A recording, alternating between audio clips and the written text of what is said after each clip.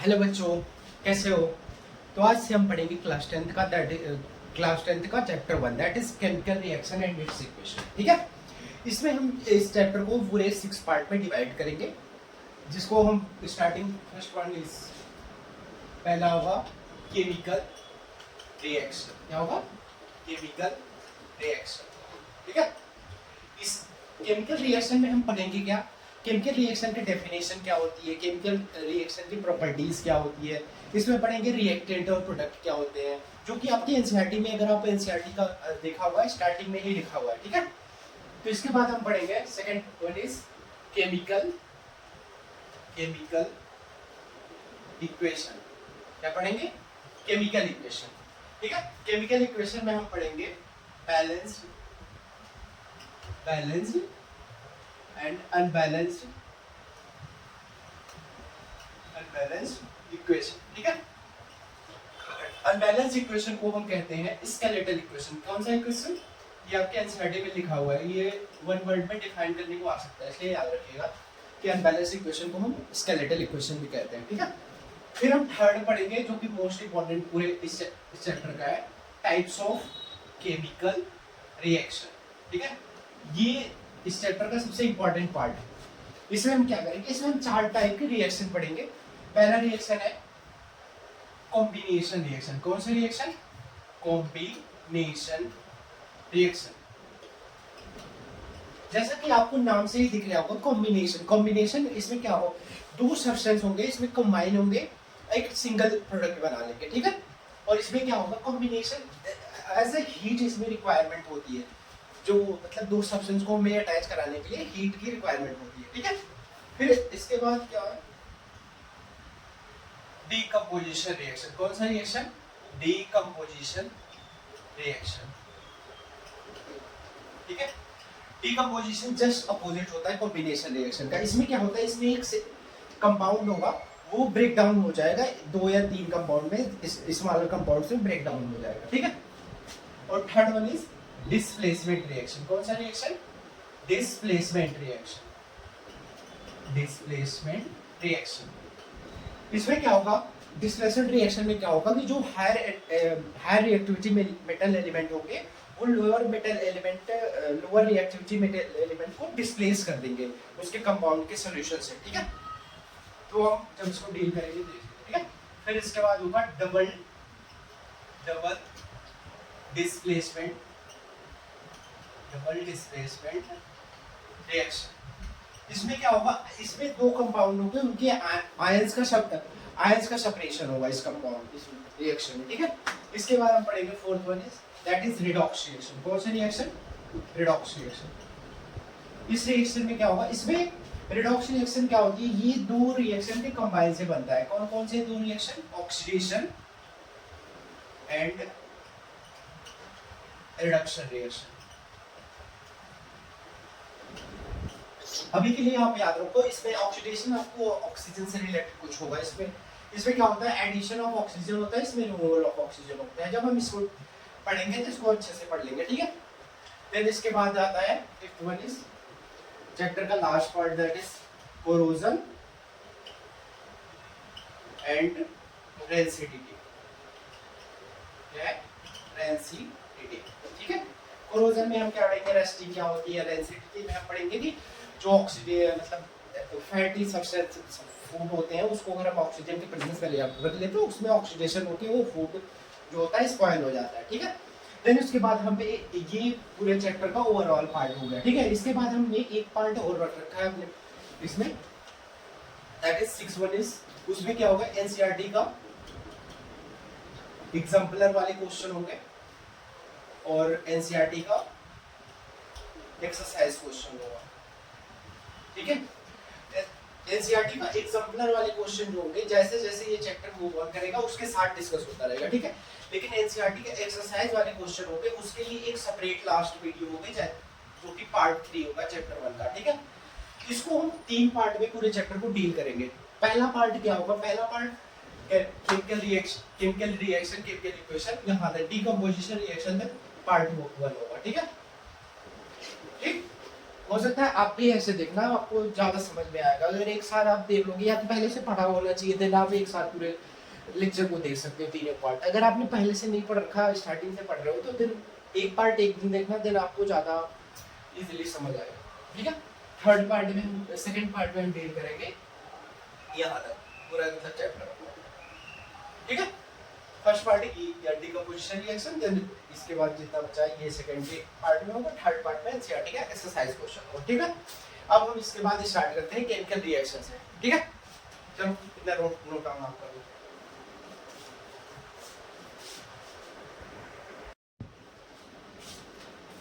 I hope कि आपने right down कर लिया होगा जो मैंने अभी स्क्रीन पे दिखाया लिखा था। देन अब हम मूव करते हैं केमिकल रिएक्शन क्या होती है। ठीक है, तो पहले हम डील करते हैं केमिकल रिएक्शन की डेफिनेशन क्या होती है। ठीक है, केमिकल रिएक्शन, केमिकल रिएक्शन क्या होता है? Chemical reaction is a process, एक प्रोसेस होता है। क्या है? Is a process in which one और मोर substance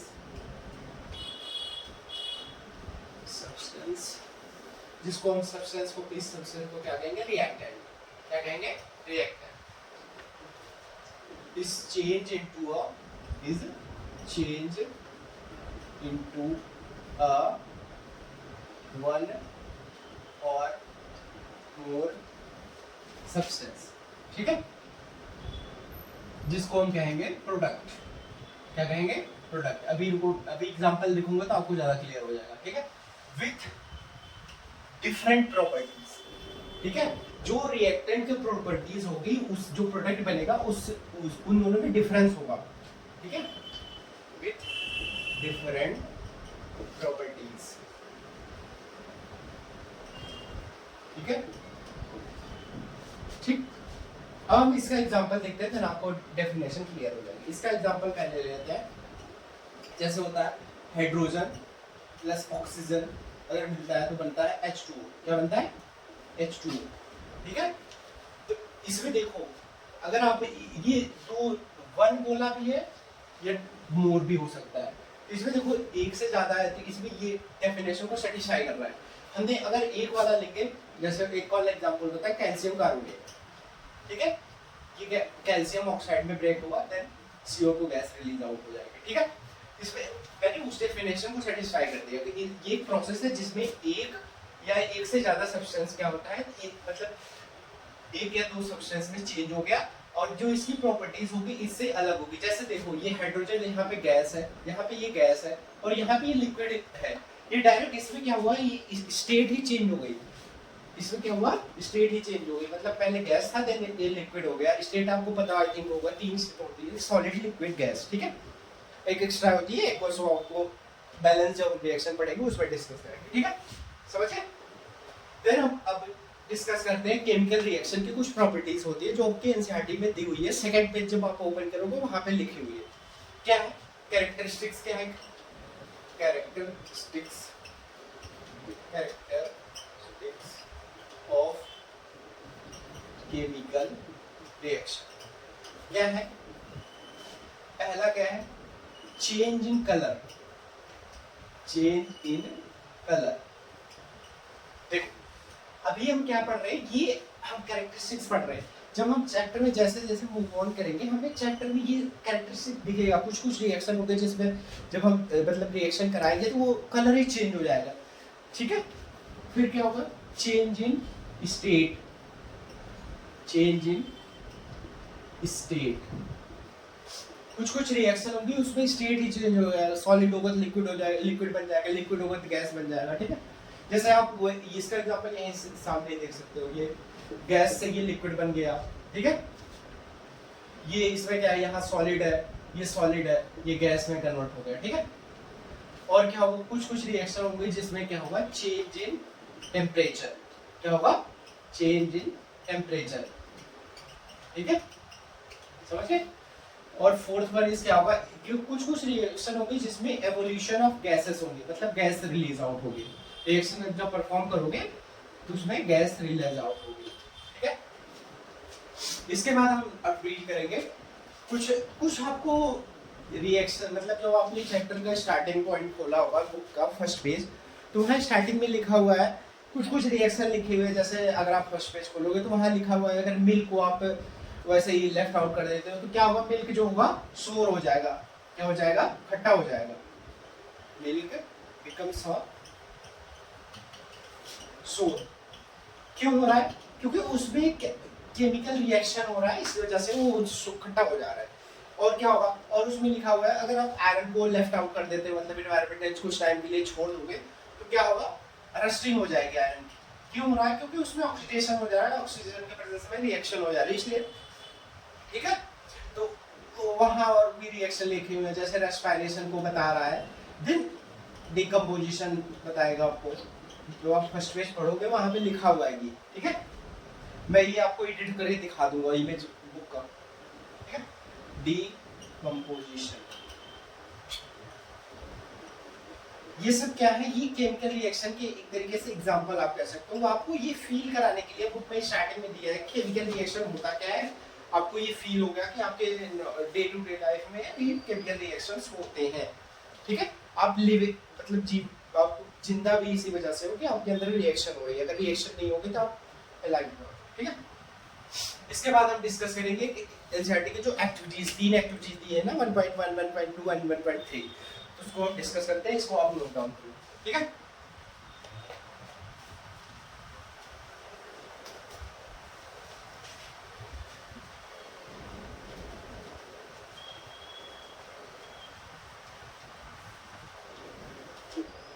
ठीक, अब हम पढ़ते हैं एक्टिविटी, जो एनसीईआरटी में एक्टिविटी दी है,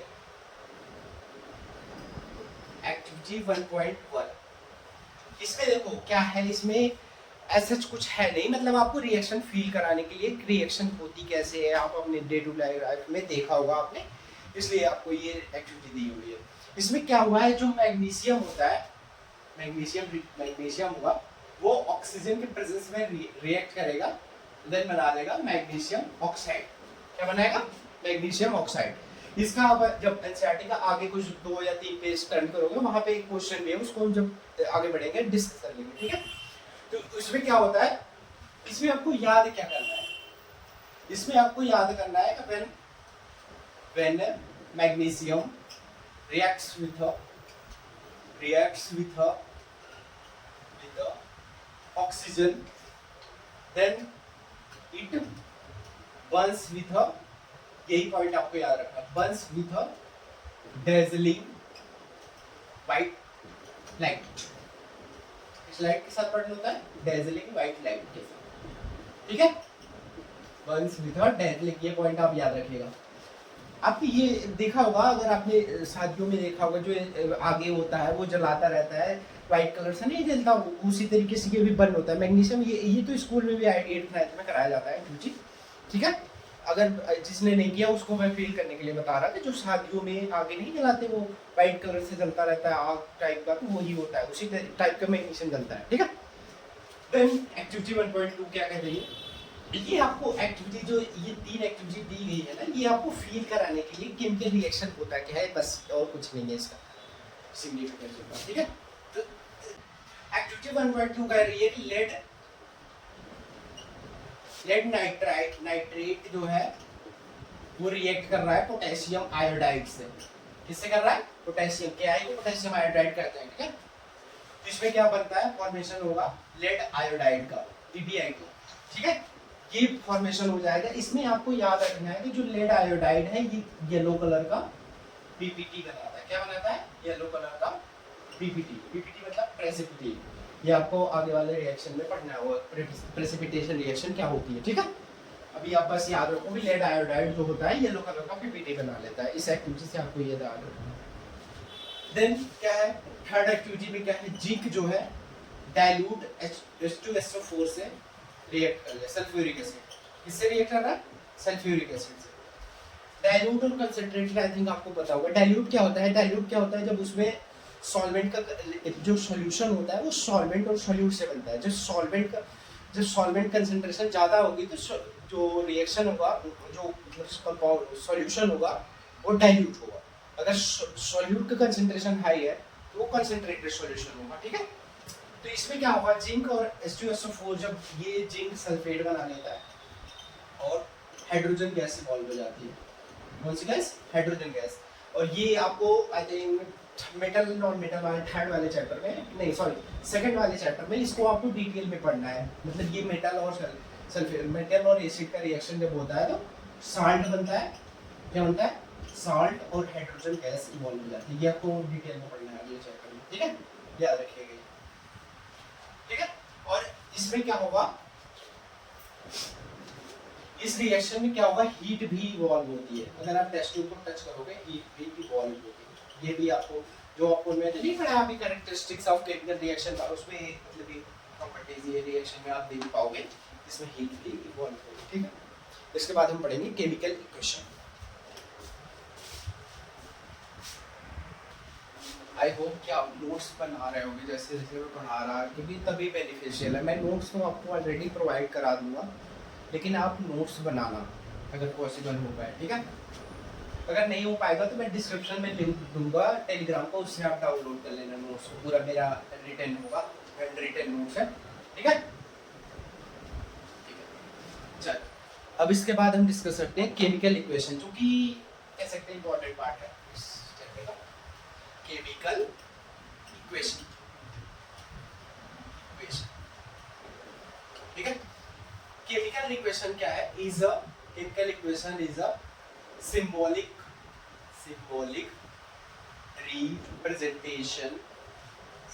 representation of chemical reaction। ये क्या है? सिंबॉलिक रिप्रेजेंटेशन है किसका? Chemical reaction. जो हमने अभी केमिकल रिएक्शन पढ़ा है ना, उसी का ये सिंबॉलिक रिप्रेजेंटेशन है, ठीक है। in which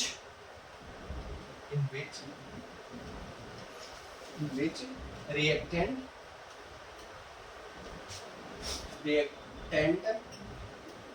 are written on left side या LHS तो आपने पढ़ा होगा, लेफ्ट हैंड साइड होता है, ठीक है। Left hand side and product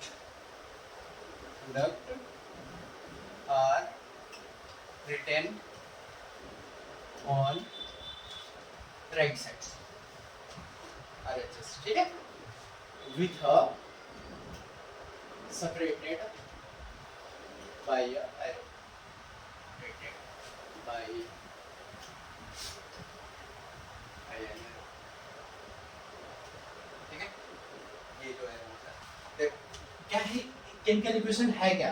chemical equation एक सिंबॉलिक रिप्रेजेंटेशन है। क्या है? सिंबॉलिक रिप्रेजेंटेशन है ऑफ केमिकल इक्वेशन, जिसमें क्या होता है, रिएक्टेंट जो होता है वो लेफ्ट हैंड साइड होता है और प्रोडक्ट जो होता है वो राइट हैंड साइड होता है, ठीक है।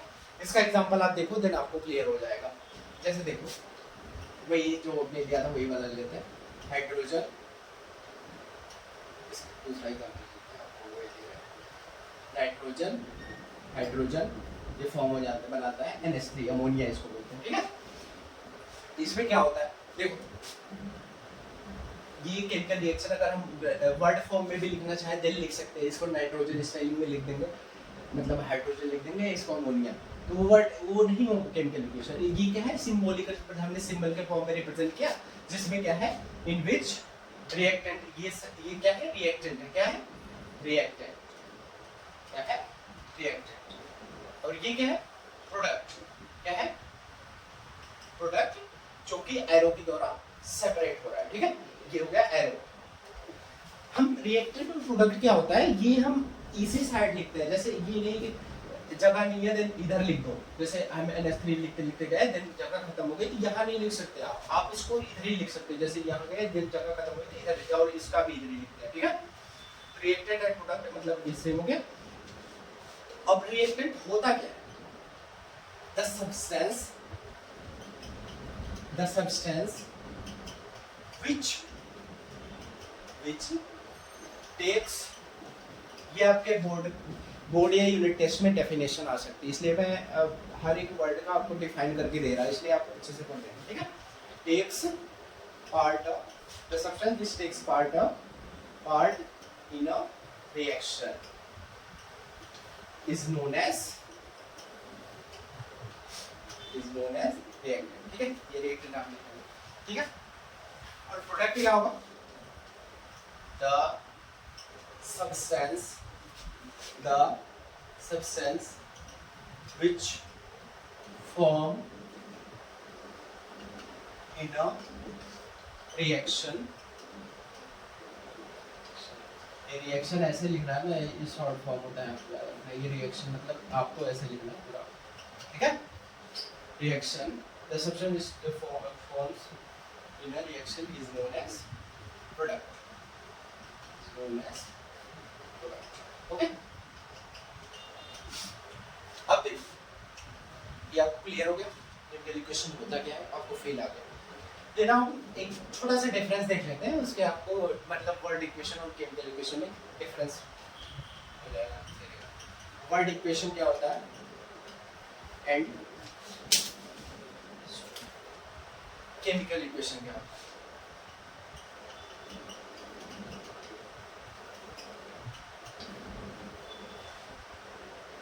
Chemical equation is written in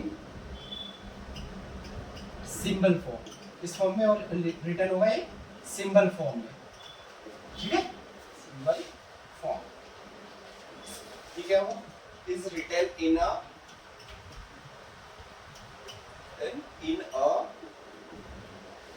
word form, ठीक है। ये क्या होगा? जस्ट ये आएगा नहीं एग्जाम में, जस्ट आपको पता होना चाहिए इसलिए बता रहा हूँ, ठीक है। ये क्या होगा?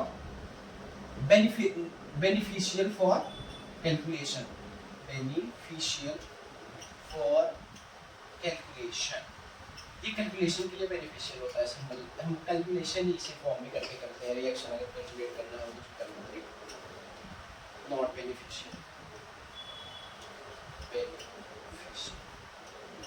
ठीक है। इसके बाद आता है, इसका एग्जांपल देख लेते हैं, यही वाला एग्जांपल देख लेते हैं। जैसे देखिए आप, nitrogen plus hydrogen gives ammonia, okay.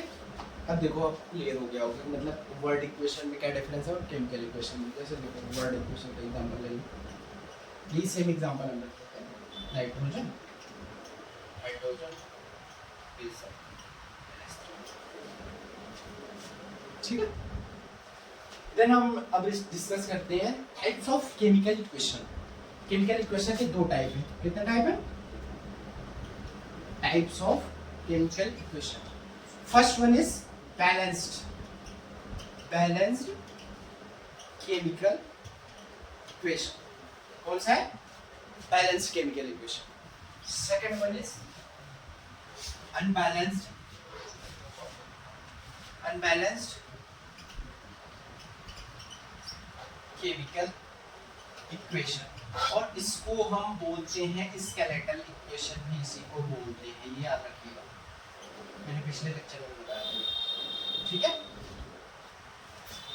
अब इनको डिफाइन कर लेते हैं, होता क्या है ये, ठीक है। वैसे आपको नाम से ही दिख रहा होगा, बैलेंस मतलब इक्वल होगा, तो मतलब element atom number of atom इसमें इक्वल होता है, इसमें number of atoms on both side मतलब रिएक्टेंट और प्रोडक्ट में इक्वल नहीं होता, ठीक है। तो देखिए इसका डेफिनेशन क्या होगा? When number of atom of element, when number of atom of is same on both side of each element, same on both side is known as balanced equation, ठीक है। अनबैलेंस में इसका just when a number of atom of each element is not same on both sides is known as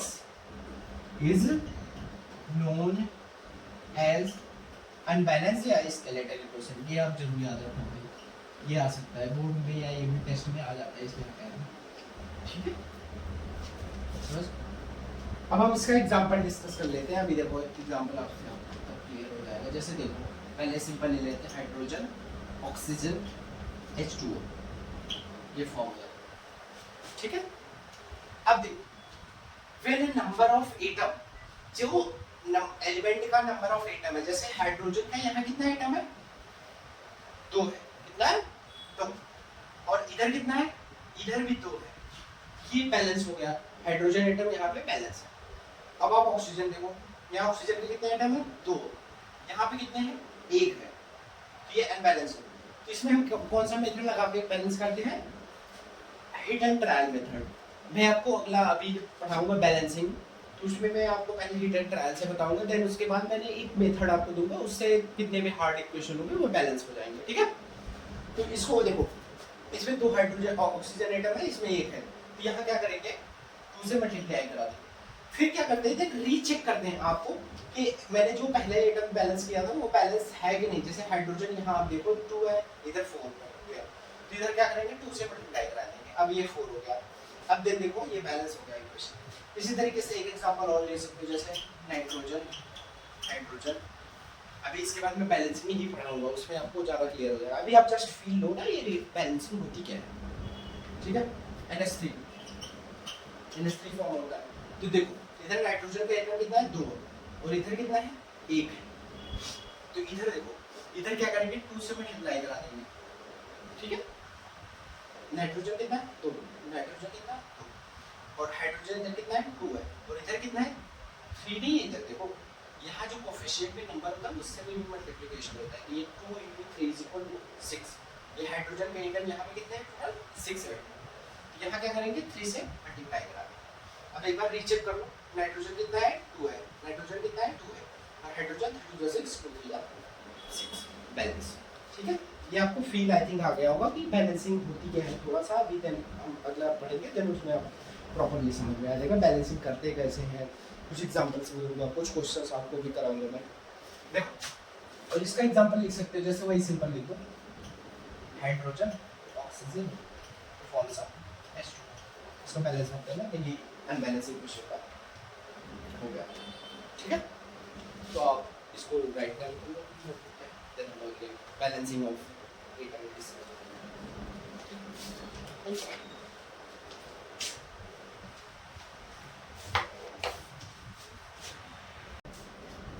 I hope आपने note down कर लिया होगा।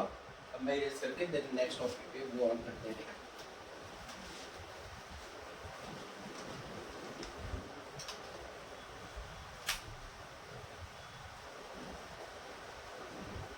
इसके बाद टॉपिक का नाम है balancing of a chemical equation. क्या नाम है? Balancing of a chemical equation. ठीक है, ये टॉपिक हम इसलिए पढ़ते हैं कि जैसे हम कोई भी इक्वेशन लिखें आगे केमिस्ट्री के, तो हम बैलेंस करके लिखेंगे तो ज़्यादा इफेक्टिव लगता है इक्वेशन। और अभी मैं आपको बताऊंगा अभी रीजन आगे कि बैलेंस हम करते क्यों हैं। बैलेंसिंग करते हैं, एक law of conservation of mass होता है, उसको सेटिस्फाई करने के लिए करते हैं। ठीक है, चलिए स्टार्ट करते हैं। टॉपिक का नाम है balancing of a chemical equation. क्या नाम है? Balancing of a chemical equation. ठीक है, इसको एनसीईआरटी में पढ़ोगे तो उसमें काफी सारा स्टेप दिया गया है, तो हम इसको उसके बेसिस पे मतलब मेन स्टेप वही मैं बताऊंगा, लेकिन as such line by line वो नहीं बताऊंगा। ठीक है, मैं आपको 4 स्टेप दे रहा, उसी के बेसिस पे सारे इक्वेशन में आपको बैलेंस हो जाएंगे। और ये मेथड किस मेथड से हम बैलेंस करेंगे? Hit and trial method. कौन सा मेथड? इसको बोलते हैं हिट एंड ट्रायल मेथड, याद रखिएगा नाम को। ठीक है, हम हिट एंड ट्रायल मेथड से करेंगे। अभी ये फर्स्ट मेथड है, एक और मेथड अभी मैं बताऊंगा, वो आपको एक एज अ ट्रिक उसको कह सकते हो, उससे सारे इक्वेशन कोई भी होगा वो जब hard hit and trial normally equation होगा तो बैलेंस हो जाएगा। हार्ड जब इक्वेशन आएगा जो बहुत करोगे तब भी नहीं होगा, देन उसमें वो ट्रिक लगाना। ठीक है, तो इसके 4 स्टेप है, मेन 4 स्टेप है। एक और स्टेप है, फिर पहला स्टेप क्या है? Right the skeletal equation. I hope आपको पता होगा स्केलेटल इक्वेशन मतलब क्या होता है। स्केलेटल मतलब होता है अनबैलेंस्ड। क्या होता है? अनबैलेंस्ड। ठीक है, unbalanced. Right the skeletal equation. पहले यही करेंगे कि हम इसका जो अनबैलेंस्ड इक्वेशन होगा उसको राइट डाउन करेंगे। जैसे हम एग्जांपल यही लेके चलते हैं पहले, अभी इसके बाद हार्ड वाला एग्जांपल लेंगे, पहले सिंपल सा लेते हैं। हाइड्रोजन और ऑक्सीजन मिलेगा तो ये क्या बन रहा है? H2 water molecule. ठीक है, फर्स्ट स्टेप हमने राइट डाउन कर लिया स्टेप जो था। सेकंड स्टेप है count the number of atom of each element on both side. ठीक है, हम नंबर ऑफ एटम जो होगा बोथ साइड, रिएक्टेंट साइड और प्रोडक्ट साइड, उसको काउंट करेंगे। ठीक है, अभी जब एग्जांपल करेंगे तो आपको सारे स्टेप समझ आ जाएंगे। अभी जस्ट आप देखो। ठीक है, थर्ड स्टेप क्या है? Balance the chemical equation by writing a required number coefficient।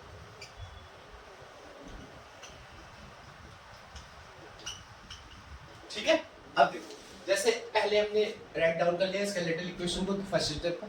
अब सेकंड स्टेप, सेकंड और थर्ड के स्टेप इसमें देखो, जैसे हाइड्रोजन है, ऑक्सीजन है, H2O बन गया। ठीक है, तीसरे देखो, पहले से फर्स्ट स्टेप हमने कंप्लीट कर लिया। सेकंड स्टेप क्या करेंगे? Count the number of atom. Number of atom कितना है? हाइड्रोजन का इधर 2 है, इधर 2 है, इधर ऑक्सीजन का कितना है? 2 है, और इधर कितना है? 1 है। ये सेकंड स्टेप हो गया। ठीक है, अब थर्ड स्टेप क्या? Balance the chemical equation by writing a required number of coefficient. जो मतलब जितना इधर है reactant side number of atom, उतना इधर करने के लिए जो रिक्वायर्ड कोएफिशिएंट नंबर होगा उसको हम राइट डाउन कर लेंगे। ठीक है, जैसे देखो इधर हाइड्रोजन का कितना एटम है? 2 है, इधर 2 है, तो इसको चेंज नहीं करेंगे, ये तो वही सेम है। ठीक है, इधर ऑक्सीजन का कितना है? 2 है, और इधर कितना है? 1 है। तो फिर क्या करेंगे? इधर 2 से मल्टीप्लाई करा देंगे। ठीक है, इधर 2 था, इधर भी 2 हो गया। ठीक, अभी ये कंप्लीट बैलेंस नहीं हुआ, एक स्टेप और है। फिर क्या करेंगे? अब देखिए recheck the balance equation and balance it by required coefficient if needed।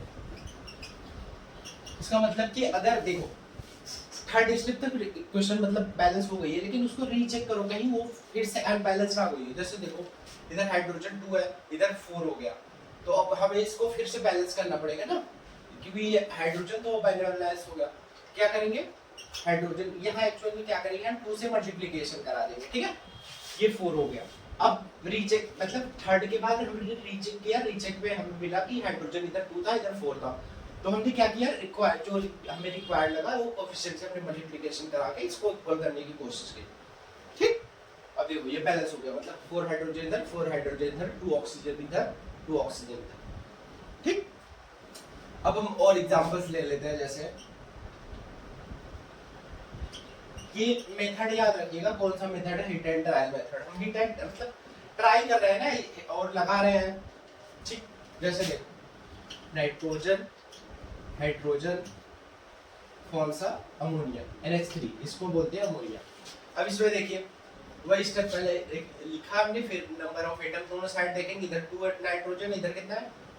कितना है? 1। इधर हम क्या करेंगे? 2 से मल्टीप्लिकेशन करा देंगे, तो नाइट्रोजन 2 था, नाइट्रोजन 2 हो गया, हाइड्रोजन इधर 2 है, इधर 6 हो गया, तो हम इधर क्या करेंगे? 3 से मल्टीप्लाई कराएंगे। समझ गए? समझे कि हमने 3 से मल्टीप्लाई कराया क्योंकि इधर 6 हो गया था ना, तो इसको 3 × 6 हो गया। ये इसके बाद और ले लो एग्जांपल। जैसे स्टार्टिंग में जो हमने एक्टिविटी 1.1 में की थी, मैग्नीशियम ऑक्सीजन से रिएक्ट करता है तो मैग्नीशियम ऑक्साइड बना देता है। इसमें देखो मैग्नीशियम कितना है 1 है, इधर मैग्नीशियम कितना है 1 है, इधर ऑक्सीजन कितना है 2, इधर क्या करेंगे 2 से मल्टीप्लाई करा देंगे, ठीक, बैलेंस हो गया ये भी। एग्जांपल एक और एग्जांपल लेते हैं, पोटेशियम क्लोरेट KClO3, ये ब्रेक डाउन होगा KCl में और ऑक्सीजन में, ठीक है। देखो इधर कितना पोटेशियम है K 1 है, क्लोरीन कितना है 1 है, ऑक्सीजन इधर कितना है 3 है, इधर 2 है। देखो अब हम ऐसे इसको मतलब हीट एंड ट्रायल लगाएंगे कि इधर देखो 3 है और इधर 2 है, तो इसको हम 3 तो बना नहीं सकते क्योंकि इधर किस नंबर से मल्टीप्लिकेशन कराएंगे। अगर हमने 2 से यहाँ कराया, पहले सोचो दिमाग में, अगर हमने इधर 2 से कराया तो इसको 4 करना पड़ेगा, इधर 4 होगा नहीं, तो अगर हमने 3 से कराते हैं 3 2 जा 6, 3 2 जा इधर 6 हो जाएगा, तो करा के देखो एक बार 3 2 जा 6, इधर इसको भी 6 करना पड़ेगा हमें, इधर अगर हमने 2 से मल्टीप्लाई करा दिया तो ये 6 हो गया, इधर भी 2 3 जा 6 ऑक्सीजन। तो अब फिर रीचेक करो ये वाली स्टेप, फोर्थ वाले 3 तक तो हमने कंप्लीट कर लिया, फोर्थ वाले जब कंप्लीट करोगे देन देखो इधर 2k बनाना पड़ेगा, तो इसको 2 से मल्टीप्लाई करा देते हैं। और क्लोरीन का देखो 2 क्लोरीन 2 क्लोरीन, ठीक है, ठीक है। अब मैं इसके बाद आपको स्क्रीन पे कुछ एग्जांपल्स दिखेंगे, उसको आप बैलेंस कर लेना, ठीक है, एज ए होमवर्क उसको समझ के करो, ट्राई करो। उसमें एक लास्ट क्वेश्चन होगा वो नहीं बैलेंस होगा, तो उसको मैं अभी बोर्ड पे कराऊंगा, देन आपके स्क्रीन पे दिख रहा होगा क्वेश्चन, उसको आप ट्राई करो। 10 है, ट्राई करके देखो, ये सारे हो जाए तो अच्छी बात है। लास्ट वाला वो थोड़ा टफ है, वो नहीं होगा, ठीक है।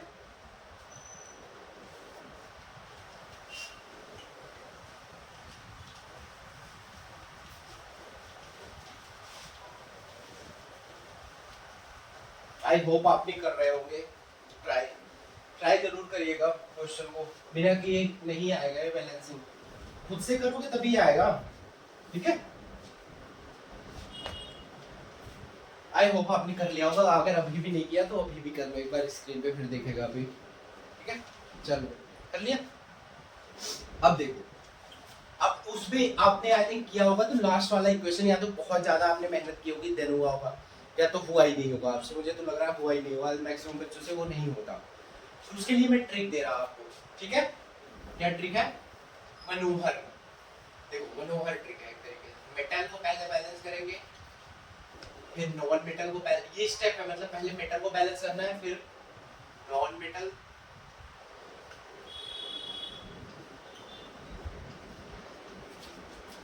फिर ऑक्सीजन को,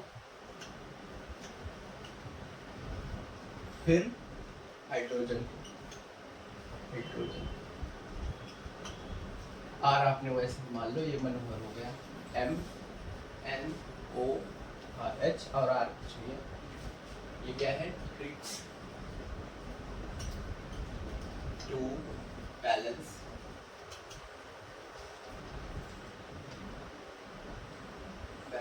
ऑफ केमिकल, ठीक है।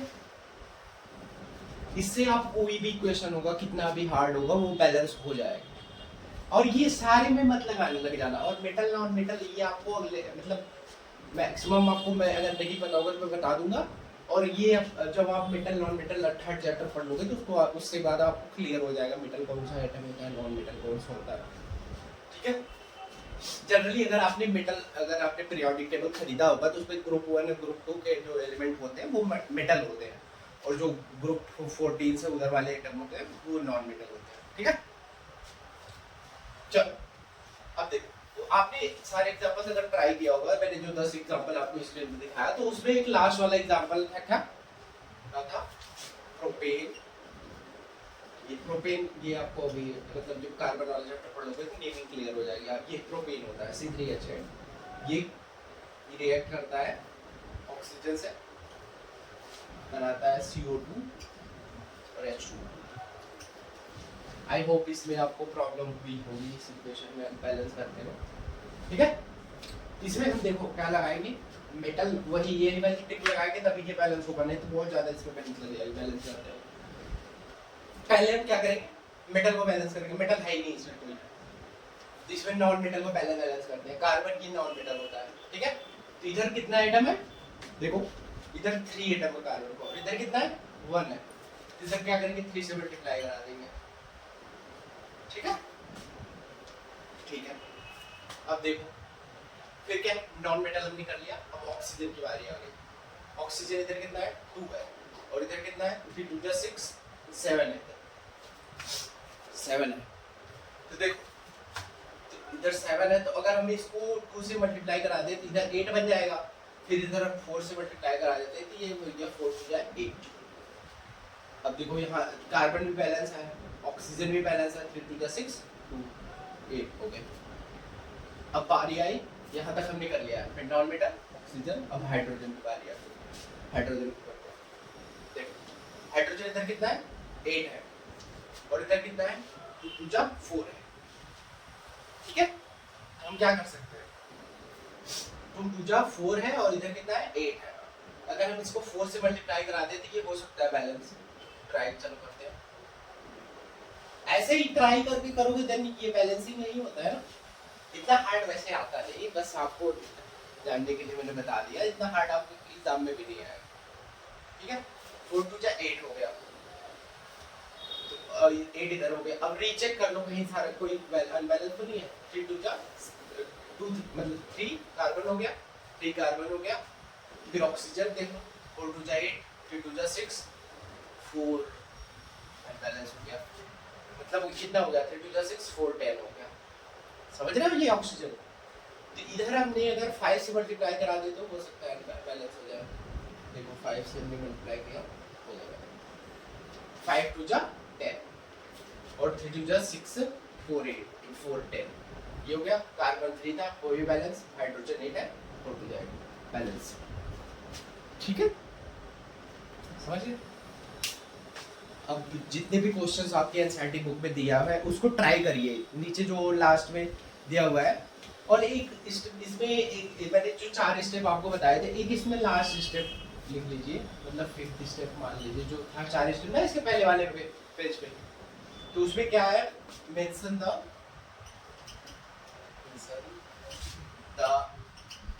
स्टेट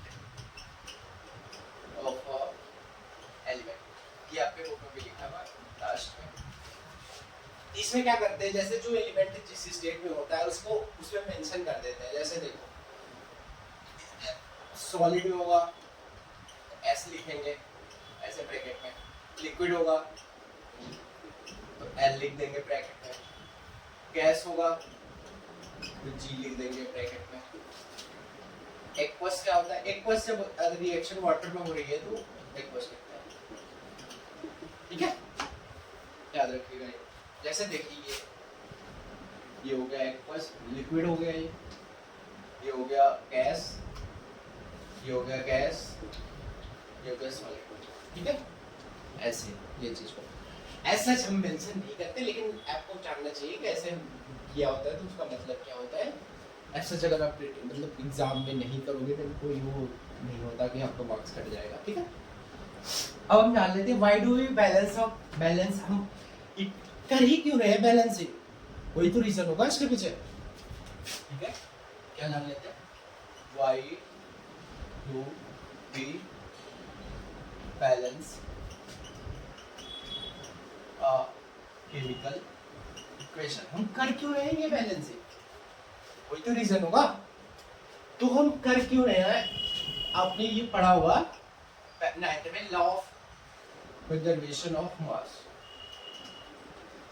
कंजर्वेशन ऑफ मास, इसको दिया था किसी साइंटिस्ट ने, इस साइंटिस्ट का नाम था एंटोनियो, ठीक है, एंटोनियो नाम था इसका, ठीक है। इसी लॉ ऑफ कंजर्वेशन को हम सेटिस्फाई करने के लिए ये पढ़ते हैं, मतलब करते हैं।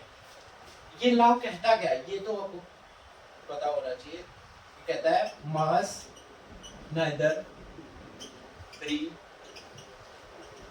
क्रिएटेड, ये आपके एग्जाम में आ सकता है, neither be created not be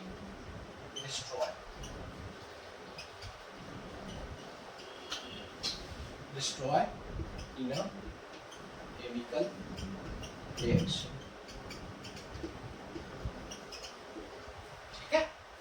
ये कहता है कि जितना मास पहले रिएक्शन में था, मतलब रिएक्टेंट में जितना है उतना ही प्रोडक्ट में होगा। इसलिए हम जो अगर बैलेंस होगा तो रिएक्टेंट में ज्यादा मास हो जाएगा, प्रोडक्ट में कम हो जाएगा। कहीं कहीं रिएक्टेंट में ज्यादा होगा, प्रोडक्ट मतलब प्रोडक्ट में ज्यादा होगा, रिएक्टेंट में कम हो जाएगा। तो इसी को हम सेटिस्फाई कराने के लिए मतलब मास ऑफ रिएक्टेंट, या आप ऐसे लिख देना, mass of reactant is equal to mass of product.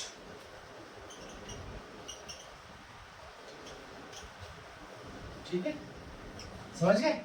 मतलब यार मास क्रिएट नहीं, मतलब ना मास को हम क्रिएट कर सकते हैं ना डिस्ट्रॉय कर सकते हैं, इसीलिए हमने केमिकल रिएक्शन को बैलेंस किया। तो इससे क्या होगा, जितना मास रिएक्टेंट में होगा उतना मास प्रोडक्ट में है, तो इसीलिए हमने रिएक्शन को बैलेंस करते हैं। ठीक है, अगर क्वेश्चन आया कि why do we balance a reaction, then आप ये लॉ ऑफ कंजर्वेशन का मतलब रीजन दिख रहा है, लॉ ऑफ कंजर्वेशन, देन उसका मतलब लॉ ऑफ कंजर्वेशन का जो डेफिनेशन है वो लिख देना, ये बता देना, और एक एग्जांपल लिख के बता देना। जैसे यहाँ अगर मान लो सिंपल एग्जांपल, मैग्नीशियम वाला ले लो, मैग्नीशियम ऑक्सीजन, मैग्नीशियम ऑक्साइड बन गया, इधर मैग्नीशियम एक है, इधर एक है, ऑक्सीजन दो है, इधर दो बन गए।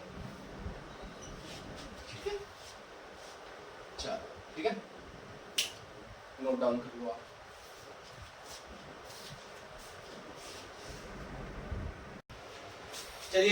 चलिए डिस्कस करते हैं एनसीईआरटी का जो क्वेश्चन है बॉक्स वाला, उसके बाद हम टाइप्स ऑफ रिएक्शन डील करेंगे। पहले वो क्वेश्चन डील कर लेते हैं। ठीक है, NCERT exercise, NCERT exemplar question लेंगे एग्जाम्पलर क्वेश्चन। ठीक है, पहला क्वेश्चन क्या है, आपके स्क्रीन पे दिख रहा होगा इस टाइम, आप क्या होगा। पहला क्वेश्चन है, why should a magnesium ribbon be cleaned before a burning in air. तो हम देखो उस क्वेश्चन का मतलब है कि हम रिबन जो एक्टिविटी आपने 1.1 एक्टिविटी की थी, वो कह रहा है कि हमने मैग्नीशियम रिबन को बर्न करने से पहले क्लीन क्यों किया। तो आप क्लीन इसलिए करते हैं क्योंकि जो मैग्नीशियम होता है वो एनवायरनमेंट के प्रेजेंस में एक हाईली रिएक्टिव एलिमेंट होता है। तो क्या करता है, मैग्नीशियम से ऑक्सीजन से रिएक्ट करके ऑक्साइड की लेयर बन जाती है उस पर। तो उस ऑक्साइड की लेयर को क्लीन करने के लिए हम मैग्नीशियम रिबन को पहले क्लीन करते हैं। ठीक है, तो वो पूछ रहा है व्हाई शुड मैग्नीशियम रिबन, हम लिखेंगे magnesium ribbon, magnesium should be cleaned, should be cleaned before burning, because it मतलब magnesium it forms a magnesium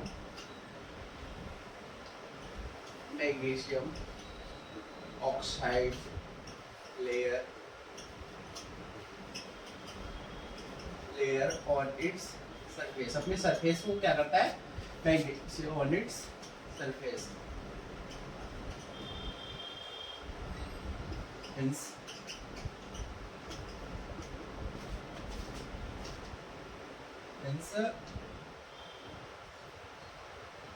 needed to be clear, समझ आए?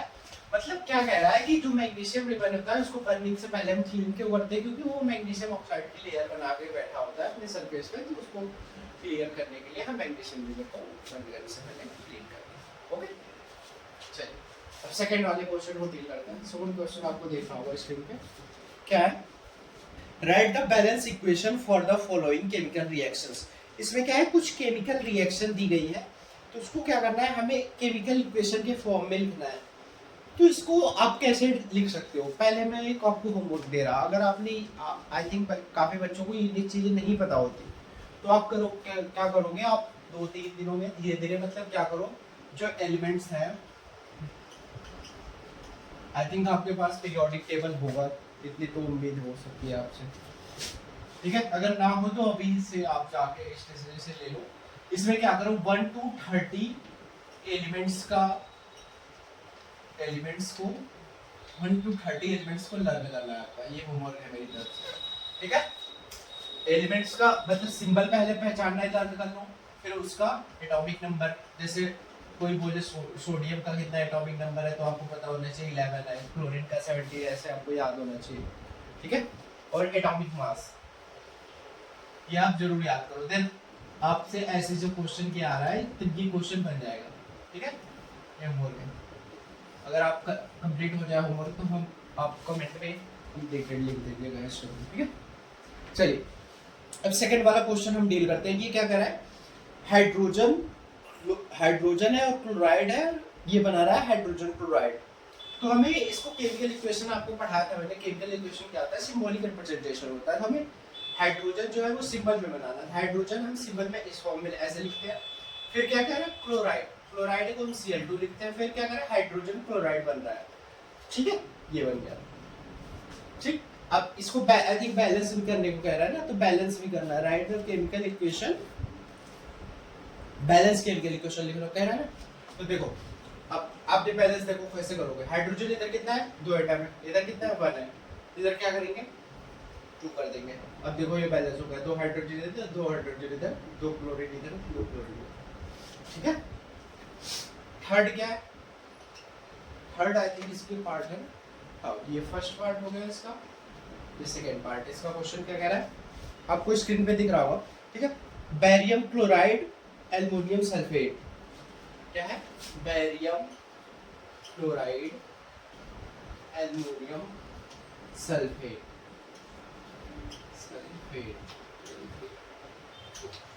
ये आपको क्लियर है कैसे बनाइएगा कंपाउंड। देखो ये आप अगर नहीं क्लियर होगा तो आप कमेंट करिएगा, मैं इसके लिए एक सेपरेट वीडियो दे दूंगा, लेकिन मैं आपको यहाँ थोड़ा सा बता रहा। देखो एल्युमिनियम में क्या होता है, एल्युमिनियम में +3 चार्ज होता है, और सल्फेट पे क्या होता है, SO4 डाई नेगेटिव। ये क्या होता है, जब ये मतलब कंपाउंड बनाता है तो ये क्या होता है, इसका चार्ज इस पे आ जाता है, इसका इस पे आ जाता है, ठीक है। तो ये आपको नहीं, चार्जेस का नहीं क्लियर होगा तो एक बताइएगा, मैं लिस्ट बना के आपको दे दूंगा, और नेगेटिव का भी, तो उससे आप याद कर लेना, फिर आपको कंपाउंड बनाने में आसानी होगी, ठीक है, ठीक। तो देखो ये फिर क्या बनेगा, क्या बनेगा, ये क्या बन रहा है, barium sulphate aluminium chloride, barium sulphate aluminium chloride,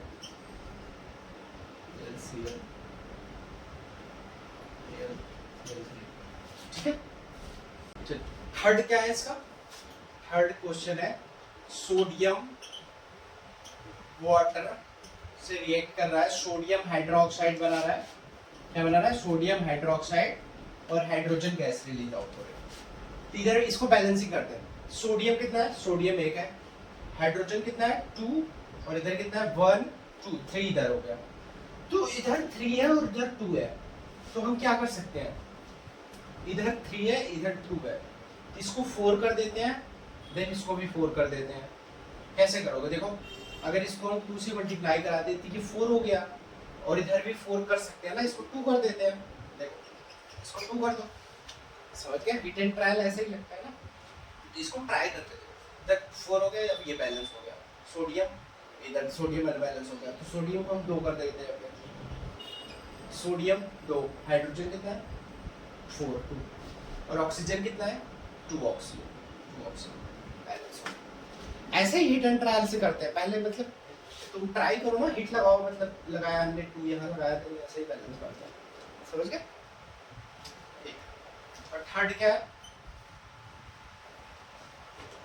third क्या है, right the balance chemical equation with state symbol for the following questions, ठीक है। क्या कह रहा है, solution of barium chloride and sodium sulphate, solution of barium chloride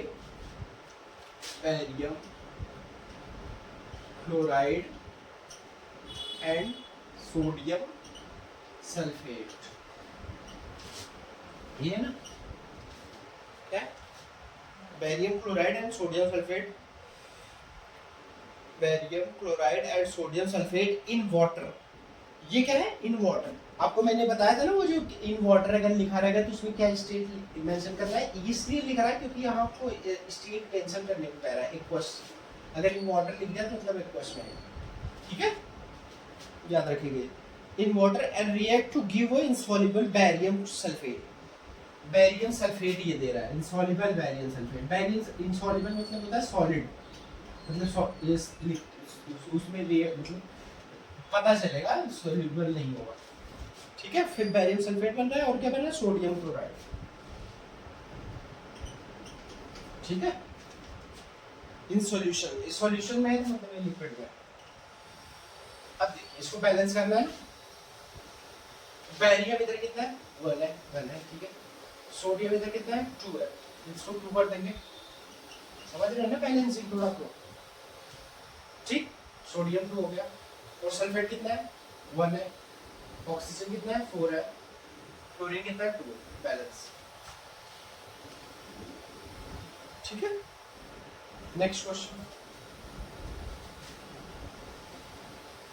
ये first part था इसका। देन सेकंड पार्ट है, सोडियम हाइड्रोक्साइड का सॉल्यूशन है in water. Sodium hydroxide, sodium hydroxide का सॉल्यूशन इन वाटर मतलब एक्वस में है। इसीलिए देखो आपको मैंने कह रहा है सिंबल आपको जब याद होगा तभी ना लिखोगे, अगर आपको पता है कि सोडियम के सिंबल का होता है, इसीलिए मैंने कह रहा है 30 तक याद जरूर कर लेना। वो एचडब्ल्यू भी दिया है मैंने, करना जरूर उसको, ठीक है। सोडियम हाइड्रोक्साइड हो गया एक्वस। फिर क्या, sodium hydroxide in water reacts with a hydrochloric acid. Hydrochloric acid से ये रिएक्ट कर रहा है। ये सोडियम हाइड्रोक्साइड एक बेस होता है, आप अभी अगले चैप्टर में पढ़ोगे। Sodium hydrochloric acid in water aqueous में मतलब है to produce sodium chloride and water. Sodium chloride, ये एक्वस में वाटर लिखा है ना वहाँ पे, ठीक है। फिर क्या है, एंड वाटर क्या है, मतलब एक तरीके से ये बेस है, एसिड है, एसिड बेस का सॉल्ट बनाता है और वाटर ये का होता है। ये अगले चैप्टर में हम पढ़ो, ठीक है। बस, ठीक है। इसको बैलेंस, आई थिंक ये बैलेंस है इक्वेशन, देख लेते हैं। सोडियम 1, ऑक्सीजन 1, हाइड्रोजन 2, 2 बैलेंस है, ठीक है। चलो इसको नोट डाउन आप कर लो। एनसीईआरटी का ये बहुत इंपॉर्टेंट पार्ट है कि इससे क्वेश्चन आते हैं बोर्ड में भी और आपके यूनिट टेस्ट जो होते हैं उसमें भी, ठीक है। इसको आप नोट डाउन करो। देन इसके बाद हम टाइप्स ऑफ रिएक्शन स्टार्ट करते हैं, वो भी बहुत इंपॉर्टेंट पार्ट है इस चैप्टर का, ठीक है, ठीक है। चलो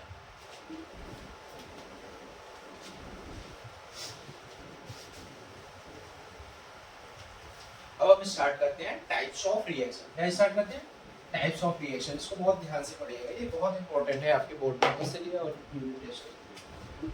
हम पढ़ेंगे types of reaction, types of reaction.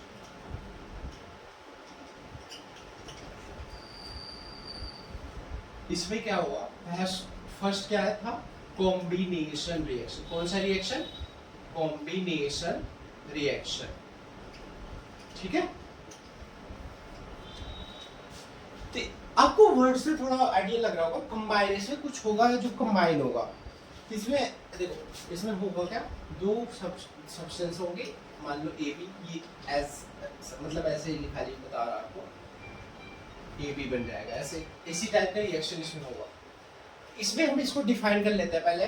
इसमें क्या हुआ, when two or more substance, when two or more substance, इसमें एलिमेंट, ये अभी मैं आपको समझाता हूँ एलिमेंट और more substance combine to form a single product is known as I hope आप नोट डाउन कर रहे हो, इसको नोट डाउन कर लो, आपको ज़्यादा समझ आएगा।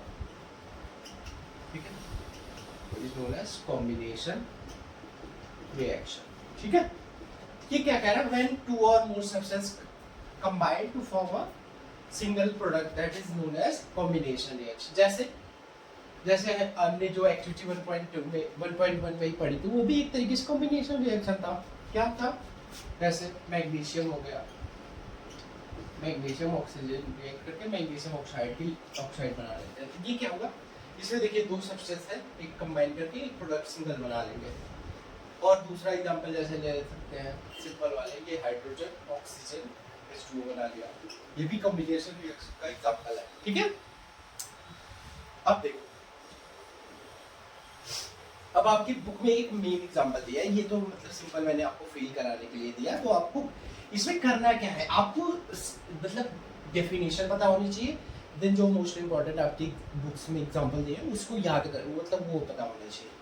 क्या था, ये भी एग्जांपल ये भी लिख सकते हो, मतलब उसको लिखोगे ज्यादा इफेक्टिव हो। क्या था, क्या है आपके बुक में एग्जांपल, उसमें है कैल्शियम हाइड्रोक्साइड, कैल्शियम ऑक्साइड जो है वो रिएक्ट करता है वाटर से, बना लेता है कैल्शियम हाइड्रोक्साइड। क्या बनाता है, कैल्शियम हाइड्रोक्साइड। ठीक है, तो इसको इसमें देखो, ये तो आपने एक तरीके से फिल कर लिया, कॉम्बिनेशन रिएक्शन है। इसमें मेन आपको ध्यान क्या रखना है, इसकी कॉमन नेमिंग बहुत इंपॉर्टेंट होती है। तो इसको बोलते हैं क्विक लाइन। क्या बोलते हैं, क्विक लाइन। क्या नाम है इसका, क्विक लाइन। और इसका नाम है स्लैग लाइन। क्या नाम है, स्लैग लाइन। ठीक है, और ये रिएक्शन है, ये एक्चुअल में अगर आपने देखा होगा जब पेंटिंग होती है, पेंटिंग होता है, पेंट होता है अगर, तो वहां पे क्या करते हैं, एक व्हाइट कलर का चूना आता है, इसको चूना बोलते हैं, जो मतलब व्हाइट सा आता है, उसको क्या करते हैं, वाटर में रिएक्ट कर, वाटर बाल्टी या बकेट में डालते हैं, फिर क्या होता है, कैल्शियम हाइड्रोक्साइड बन जाता है। और यहाँ पे हीट भी रिलीज होती है। क्या, हीट भी रिलीज होती है, अगर आप कभी टच करोगे तो वो हीट हो जाता है उस टाइम पे। फिर क्या होता है, आपने जो आप बुक का पेज टर्न करोगे, उसमें एक येलो कलर का बॉक्स दिया, तो उसमें क्या होता है, आगे हम ये जब रिएक्शन हो जाती है, फिर हम क्या करते हैं, ये स्लैग लाइन को हम दीवार पे पेंट कर देते हैं। दीवार में पेंट होने के बाद क्या होता है, ये कैल्शियम हाइड्रोक्साइड CO2 से रिएक्ट कर जाता है। एटमॉस्फेयर में जो CO2 होती है, कैल्शियम हाइड्रोक्साइड क्या करता है, उससे रिएक्ट कर जाता है CO2 से, और बना लेता है कैल्शियम कार्बोनेट। क्या बनाता है, कैल्शियम कार्बोनेट। ठीक है, देखो इसमें यहां तक तो ये कॉम्बिनेशन रिएक्शन था। ठीक है, ये आपको मतलब जानने के लिए बता दिया गया कि जब आप पेंटिंग करते हैं, वो आपको येलो बॉक्स में होगा, मैं स्क्रीन पे आपको लगा दूंगा उसको। ठीक है, तो उसमें इसका नाम क्या है, इसको बोलते हैं, इसको इसका कॉमन नेमिंग क्या है, लाइमस्टोन। क्या नाम है, लाइमस्टोन। ठीक है, याद रखिएगा, देखिए कि याद रखिए, क्विक लाइन में क्विक लाइन से स्लैग लाइन बना, स्लैग लाइन से लाइमस्टोन बना। और इस पे आपके क्वेश्चन भी है आगे, जो एनसीईआरटी एग्जाम्पलर वाले क्वेश्चन है उसके अंदर, उसमें क्वेश्चन भी है। ठीक है, और आपका आई थिंक फिर आगे ये एग्जांपल भी दिया हुआ आपके बुक में। फिर और देखिए एक बार, और ये जो कॉम्बिनेशन रिएक्शन होती है, ये क्या होती है, एक्सोथर्मिक रिएक्शन होती है। कौन सी रिएक्शन होती है, ये एक्सोथर्मिक रिएक्शन है। कौन सी रिएक्शन है, एक्सोथर्मिक। तो ये याद रखिएगा, जो कॉम्बिनेशन रिएक्शन होती है वो जनरली एक्सोथर्मिक होती है, और जो इसके आगे वाली है सेकंड रिएक्शन डिकम्पोजिशन, वो क्या होती है, एंडोथर्मिक रिएक्शन होती है। तो आपको एंडोथर्मिक और एक्सोथर्मिक में पता होना चाहिए। तो हम एक डिफरेंस नोट डाउन कर लेते हैं यहाँ पे, एक्सोथर्मिक का ये पॉइंट रहने दीजिए, ध्यान सेपरेट पॉइंट होता है, एक एंडोथर्मिक रिएक्शन और एक्सोथर्मिक रिएक्शन।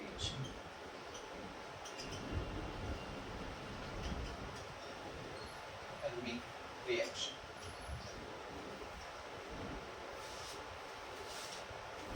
अब एंडोथर्मिक रिएक्शन क्या होता है, एक्सोथर्मिक। याद रखिए, एक्सो मतलब एग्जिट, इसमें क्या होगा, हीट रिलीज आउट होगी। जब दो रिएक्शन होगी तो इसमें हीट रिलीज आउट होगा, और इसमें क्या होगा, हमें हीट देना पड़ेगा। ठीक है, तो इसको डिफाइन करेंगे, exothermic reaction is a chemical reaction, एक केमिकल रिएक्शन है in which which heat is released out, याद रखिएगा, ठीक है, released out। और इसमें क्या होगा, एंडो, एंडो मतलब अंदर जाएगा। ये क्या है, is a chemical reaction in which, यहाँ पर राइट डाउन कर लीजिएगा, in which heat is absorb, ठीक है, is known as endothermic reaction. और ये क्या होता है, इसका temperature of the surrounding is increase. इसमें क्या होगा, जब हीट रिलीज आउट होगी तो temperature of surrounding is increase. ये तो कॉमन सेंस की बात है, मतलब अगर टेम्परेचर मतलब सराउंडिंग में हीट रिलीज आउट होगी तो टेम्परेचर बढ़ेगा, कॉमन सेंस है। इसमें क्या होगा, temperature of surrounding is decreased। इसका एग्जांपल क्या हुआ, एंडो मतलब क्या होगा, डिकम्पोजिशन रिएक्शन के जितने भी एग्जांपल्स होंगे उसमें से कोई भी डिकम्पोजिशन रिएक्शन, ठीक है। और इसका होगा कॉम्बिनेशन रिएक्शन, मतलब इसमें से जैसे ये कोई भी एग्जांपल लिखोगे, ठीक है, मैंने आपको ये कॉमन दे दिया, आप इसमें से कोई एग्जांपल, ये एग्जाम में आ सकता है, ये दोनों डिफरेंस, ठीक है।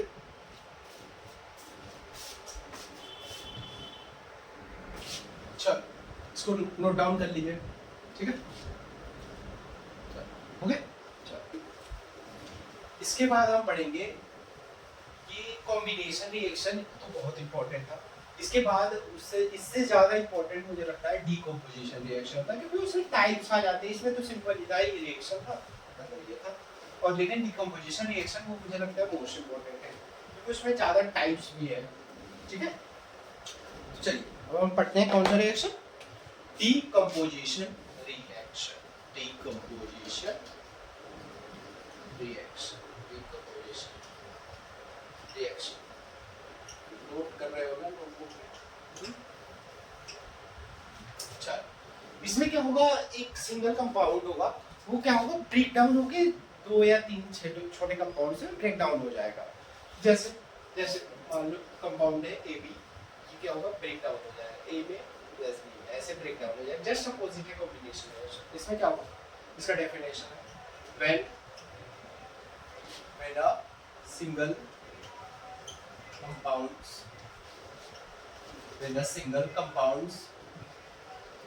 break down into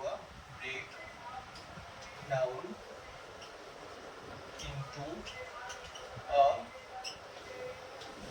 two or more simpler substance, ठीक है, is known as decomposition, ठीक। समझ गए ना, मतलब एक सिंगल कंपाउंड होगा, दो या दो से ज्यादा में ब्रेक डाउन होगा, सिंगल कंपाउंड का ब्रेक डाउन होगा, ठीक।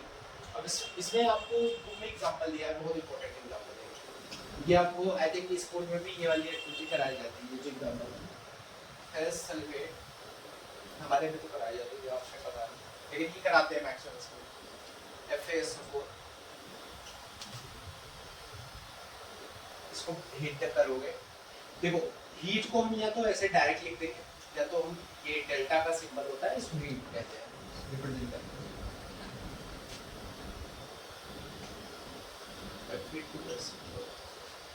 ये किस में ब्रेक डाउन होगा, ferric oxide Fe2O3, sulphur dioxide में सल्फर ट्राइऑक्साइड, इसमें ये ब्रेक डाउन हो जाता है, ठीक है।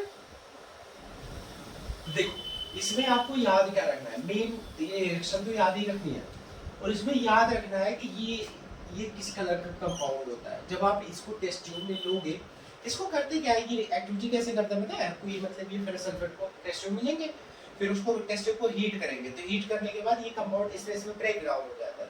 ये इनिशियली ये होता है व्हाइट कलर का, किस कलर का होगा? White colour. ठीक है, जब आप हीट अप कर दोगे तो ये हो जाएगा रेडिश ब्राउन कलर का, आपको टेस्ट ट्यूब में कलर चेंज हो जाएगा, आपको दिखेगा। ठीक है, और आपकी बुक में एक थोड़ा सा लिखा हुआ है पैराग्राफ में कि मतलब जो ये फेरस सल्फेट होता है ये कोऑर्डिनेशन कंपाउंड है। तो ये आप 11th में पढ़ोगे, अभी आप खाली याद रखो इस फॉर्म में पाया जाता है वाटर। जब वाटर का मॉलिक्यूल जब हम हीट कर देते हैं ऑपरेट हो जाता है, इस फॉर्म में हो जाता है। तो इसका कलर आप याद रखो, इसका कलर होता है लाइट ग्रीन। कौन सा कलर याद रखना, बस मेन तो यही है, व्हाइट कलर का फिर सल्फेट, रेडिश ब्राउन, ये मेन इंपॉर्टेंट है। ये तो जस्ट आपको नोट होना चाहिए, हाँ इस कलर का। ठीक है, चलो अब मुझे ये बता दो कि ये जो रिएक्शन है ये क्या है, एंडोथर्मिक है कि बताइए। अब आप जैसे टेस्ट ट्यूब लेके क्या कर रहे हो, टेस्ट ट्यूब को हीट कर रहे हो ना, तो उसमें हीट आप ले रहे हो, मतलब एक तरीके से दे रहे हो रिएक्शन को, तभी वो हीट हो रहा है। तो मतलब ये जनरली देखेंगे, generally it is a endothermic reaction. कौन सा? Endothermic reaction. ठीक है,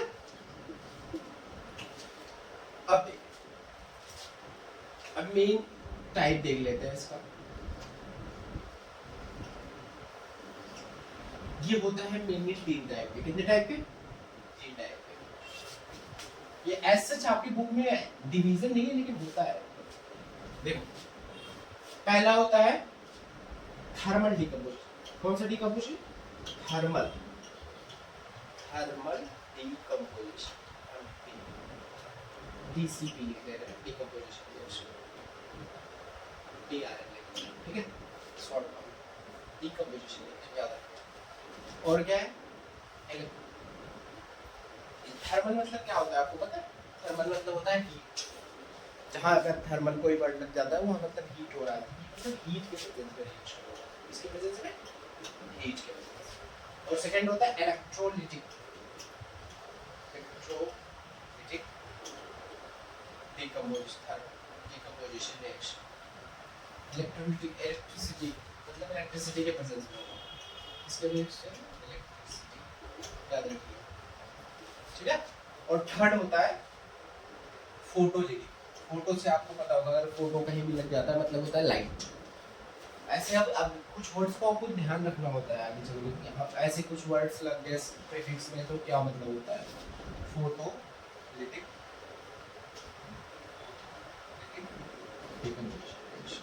मतलब लाइट। ठीक है, तो देखिए इसको हम डिफाइन कर लेते हैं तीनों को पहले, फिर उसका एग्जांपल देख लेंगे। ठीक है, इसका क्या होगा? that reaction which takes place in presence of heat is known as thermal decomposition। अब इसी तरीके से इसका that reaction which takes place in presence of light, electricity। इसी तरीके से आप इसका भी लिख लीजिएगा। ठीक है, मैं लाइट लिख दे रहा, मतलब पूरा आप लिख लीजिएगा। that reaction which takes place in presence of electricity is known as photolytic decomposition reaction। ठीक है, अब इसका एग्जांपल देख लेते हैं। तीनों में एक या दो जितने एग्जांपल आपकी बुक में दिया है उतना देख लेते हैं। पहला एग्जांपल आपकी बुक में दिया है, इसमें कैल्शियम कार्बोनेट का। क्या है? कैल्शियम कार्बोनेट को जब आप हीट करोगे तो ये ब्रेक डाउन हो जाता है कैल्शियम ऑक्साइड और CO। ठीक है, ये आपके बुक में पहला एग्जांपल है इसका, थर्मल डिकम्पोजिशन। और दूसरा एक और एग्जांपल दिया है, मतलब आप ये याद रखना है, आपको एग्जांपल्स जरूर याद रखने हैं। कहीं तो आपको मान लो आ गया डिकम्पोजिशन रिएक्शन, क्या लिखोगे उसमें? तो आपको पहले डेफिनेशन लिखनी पड़ेगी, देने आपको एग्जांपल्स याद होने चाहिए। इसी तरीके से सेकंड एग्जांपल आपकी बुक में दिया है, एक्टिविटी में भी दिया हुआ। लेट लेड का सिंबल होता है Pb, lead nitrate is break down into lead oxide, nitrogen dioxide का ब्रेक डाउन होता है ऑक्सीजन। ठीक है, इसमें आप याद रखिएगा, ये रिएक्शन में आपको ये भी याद रखना है कि इस रिएक्शन में जब आप लेड नाइट्रेट आपको पता है कि नहीं? देख, जो NO3 ये आपको जानना चाहिए, नाइट्रेट NO3 होता है इसको नाइट्रेट बोलते हैं, और NO2 जो होता है उसको नाइट्राइट बोलते हैं। ठीक है, याद रखिएगा ये आगे से हमेशा रहिएगा। ठीक है, ये लेड नाइट्रेट, लेड ऑक्साइड और नाइट्रोजन डाइऑक्साइड और ऑक्सीजन में ब्रेक डाउन हो रहा है। इसमें क्या होता है, ये व्हाइट कलर का फ्यूम बना लेता है, फ्यूम रिलीज आउट होगा जब आप टेस्ट ट्यूब में करोगे, ये व्हाइट कलर का फ्यूम बनाएगा, याद रखना। ऐसे डायरेक्ट रिएक्शन एग्जाम में आ जाता है कि कौन सा ऐसा रिएक्शन है, मतलब डायरेक्ट पूछ लेगा नेम या एग्जांपल करिए डिकम्पोजिशन रिएक्शन का जिसमें व्हाइट कलर का फ्यूम बन रहा है, तो आपको ये रिएक्शन याद होनी चाहिए, देन आप राइट डाउन कर पाओगे, समझे? और इसमें इसका एग्जांपल है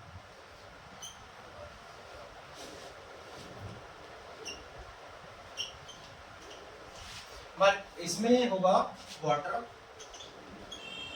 को ब्रेक डाउन हो जाता है हाइड्रोजन और ऑक्सीजन में। ठीक है, देखो इसको ये यहीं पे देख लो, अभी जब एनसीईआरटी में आगे क्वेश्चन भी है, इसमें देखो हाइड्रोजन 2 है, हाइड्रोजन 2 है, ऑक्सीजन कितना है 1 है। इसको बैलेंस करने के लिए यहाँ 2 से मल्टीप्लाई कराएंगे तो इसको भी बैलेंस करना पड़ेगा, 2 हो गया, समझ गए? तो जब आगे होगा एक क्वेश्चन उसमें है कि उसमें यही पूछेगा कि एक्टिविटी आई थिंक 1.7 है, ये देख लीजिएगा। तो ये एक्टिविटी पूछ रहा है, कहेगा कि उस रिएक्शन में ये एक गैस ज्यादा क्यों बन रही है, तो आप बताइए, क्योंकि जब एक मॉलिक्यूल कंप्लीट डिसोसिएट हो रहा है तो उसमें 2 हाइड्रोजन मॉलिक्यूल बन जा रहा है। ठीक है, तो इसीलिए ये रिएक्शन में हाइड्रोजन ज्यादा बनता है और ऑक्सीजन कम बनता है। इस एक्टिविटी को मैं आपको थोड़ा एक्सप्लेन कर दे रहा है। इसमें देखो होगा, हम बीकर लेंगे, आपने स्कूल में देखा होगा बीकर होता है, बीकर्स में मैं बना दे रहा, ठीक, देखो ये हो गया बीकर। ठीक है, इसमें क्या करते हैं, इलेक्ट्रोड लेंगे, ये 11th में हमारे बहुत डिटेल में होता है। ठीक है, इलेक्ट्रोड लेंगे, इसको बैटरी से यहाँ नीचे कनेक्ट कर देंगे। ठीक है, ये बैटरी हो गई। तो इसमें क्या करेंगे, जो एनोड होता है उस पे कनेक्ट होती है हाइड्रोजन गैस, और जो कैथोड होता है उस पे कनेक्ट होती है ऑक्सीजन गैस, ये याद रखिएगा। तो इसमें हम करेंगे क्या, जब ऐसे फिर इसमें वाटर डाल देंगे टेस्ट ये बीकर्स में, ठीक है, फिर क्या करेंगे, इसको एक टेस्ट ट्यूब से ऐसे ढक देंगे, कवर कर देंगे। ठीक है, तो इसमें जब ऑक्सीजन और हाइड्रोजन कलेक्ट हो जाएगी तो हाइड्रोजन को टेस्ट करने के लिए, मतलब इन दोनों गैस टेस्ट करने के लिए क्या करेंगे हम, जब हम कैंडल के सामने ले जाएंगे तो हाइड्रोजन जो होता है ये जब बर्न होता है तो ये पॉप साउंड क्रिएट करता है। कौन सा साउंड? पॉप साउंड क्रिएट करेगा। ठीक है, याद रखिएगा, ये एग्जामिनर पूछ सकता है। और जो ऑक्सीजन होगा ये क्या करेगा, burning of candle flame increase.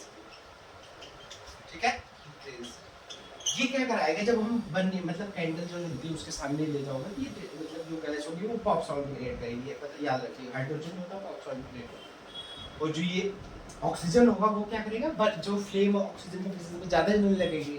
ठीक है, और एक बात इसमें याद रखिएगा, जब इसमें ये वाटर को हम डालते हैं, देन वाटर में एक एसिड भी डालते हैं, आपके बुक में लिखा है। तो एसिड क्यों डालते हैं? जो एसिड होता है वो कंडक्टिविटी बढ़ाता है, मतलब वाटर की कंडक्टिविटी, जो प्योर वाटर होता है उसकी कंडक्टिविटी बहुत ज्यादा पुअर होती है। तो हम एसिड डाल के क्या करते हैं, आयोनाइजेशन कर देते हैं, तो उसकी कंडक्टिविटी बढ़ जाएगी।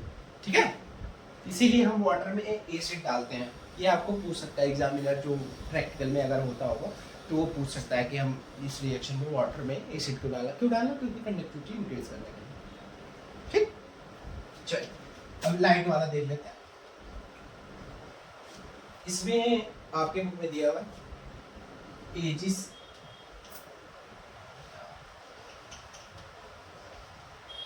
AgCl, AgCl2 ब्रेक डाउन हो जाता है सिल्वर और क्लोरीन। इसको बैलेंस कर लेना चाहिए, ठीक है। और एक एग्जांपल और दिया है AgBr,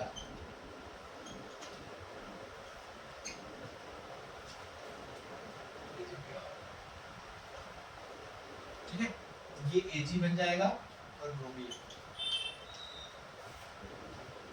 ठीक।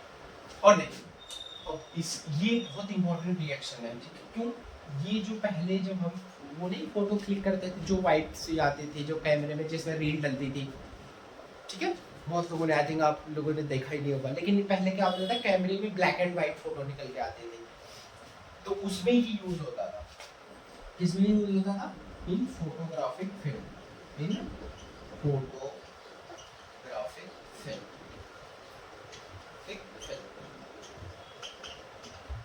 ठीक है।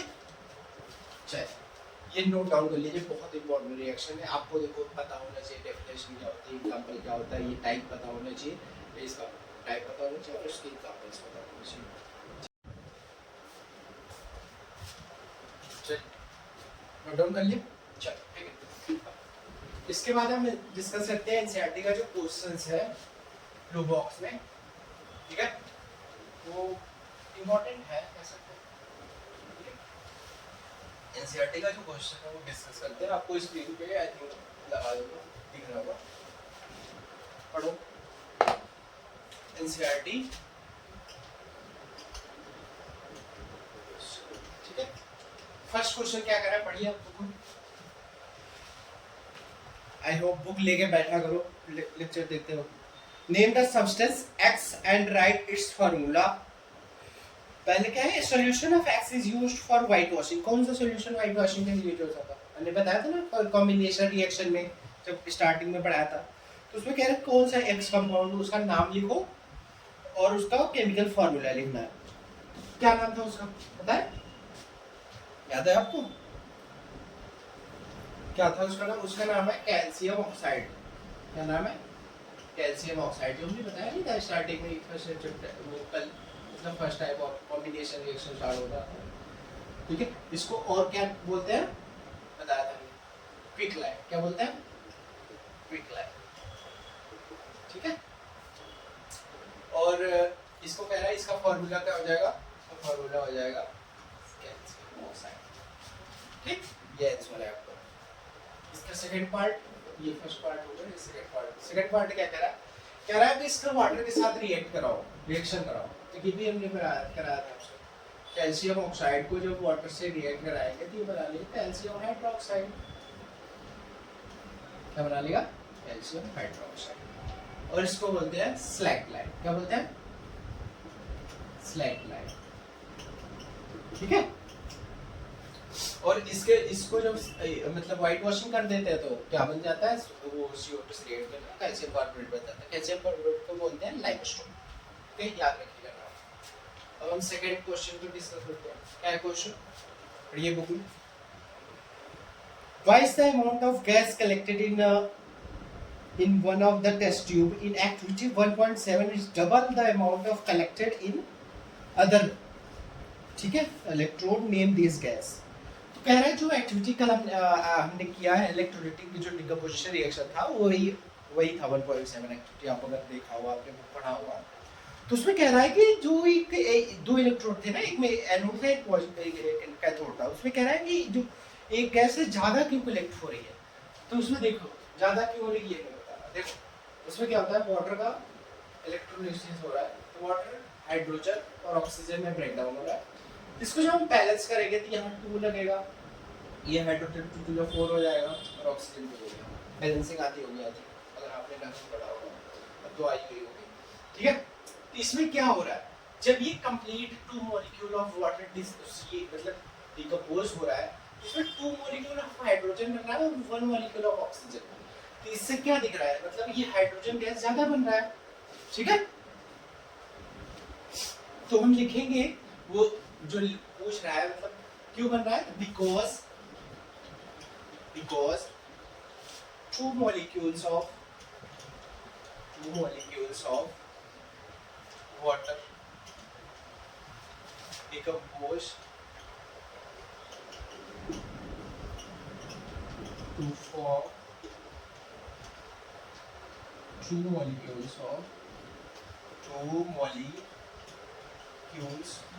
of hydrogen gas and 1 molecule of oxygen.